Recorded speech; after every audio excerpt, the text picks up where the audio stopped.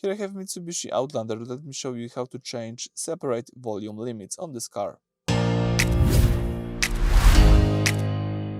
So at the very beginning, let's start by using the home screen. Choose here the settings icon. So this is the gear icon at the upper right corner.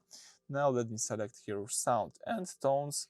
From the following list, let's choose here volume and beeps.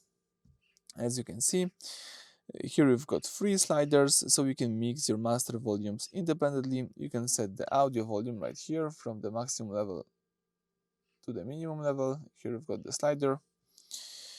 So you can set the level of your music. You can then select the guidance volume to set the navigation prompt loudness and also the ringtone, how loudly your phone alerts you of incoming call. So it's quite useful. You can also set the outgoing calls right here to use the voice speaker volume when calling someone hands-free, but you have to connect your phone to do this. Alright, so that's it. Thank you for watching. Please subscribe to our channel and leave thumbs up.